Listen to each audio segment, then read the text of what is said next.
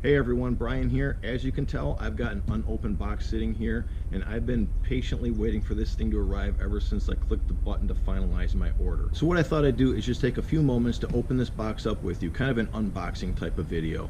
This is not going to be an in-depth review. I'm not going to get into any kind of technical geeky specs or anything like that. Just kind of give you my very first impressions on this, and we'll go from there. All right, so as you can see, this box is from Hemlock Mountain Outdoors.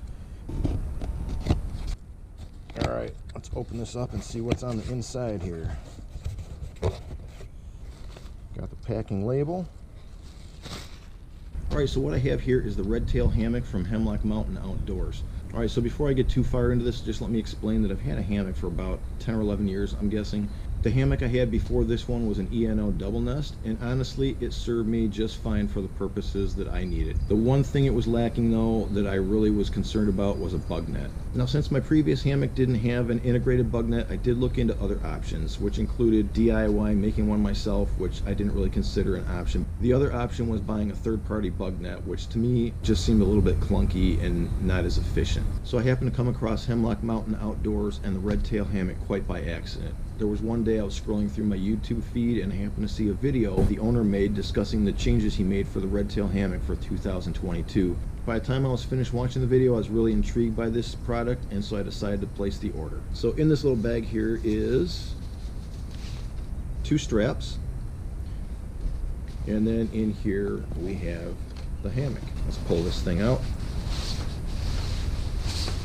It's a complete system. You get the hammock.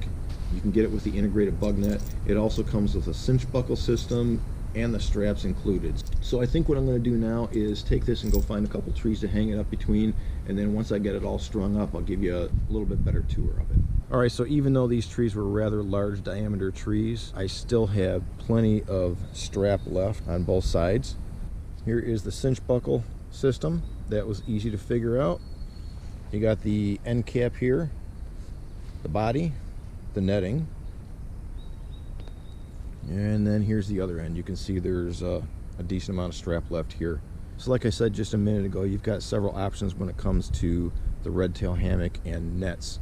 Obviously the first one is you can get it without that black bug netting. Now there's 2 netted versions available for this hammock. The one option is called a dual zip, and that's where both sides of the bug net are independent of each other and there's a zipper on each side. So then when you unzip the net, you actually store the bug net on the Ridgeline with a couple elastic bands to hold it in place. The second option is the zip around, which is actually the one that I got. So you've got the zipper here, and it literally just zips all the way around from one side all the way up and over to the other, and then you store the bug net in the end cap. So one thing I found was a little annoying until I figured it out was when I initially put this up in the end cap, it didn't seem to want to stay in the end cap. But then I discovered that if you wad it up, there's actually a small bungee cord up here that you can use to wrap around the bug net, and then it stays in place in the end cap. So there you go. That's what the RedTail hammock looks like without the bug net on. And the other nice option they have here is this Ridgeline and the Ridgeline organizer. Typically those are things you have to either make or buy yourself aftermarket, but this one also comes with that. One of the other nice features I noticed on the RedTail hammock is these 4 little tie-outs. There's 2 here, 2 down here. So that would be nice if you wanted to pull the sides out and maybe widen the hammock and widen the net itself. All right, so how do you use this cinch buckle system? It's real simple. You wrap it around the tree, you bring the one end over here, over the top, and then bring the trailing end underneath. So you've got something that looks like this. When you want to pull the hammock further up in the air, you simply grab the free end and give it a pull, and it slides. Once it's in place, you can let go, and pressure on this end keeps it snugly in place. If you want to lengthen it, all you have to do, take a little pressure off, and then pull this through like this. And once it tightens back down, you can pull on this all you want, and it's not going anywhere. Just want to point out one more thing here.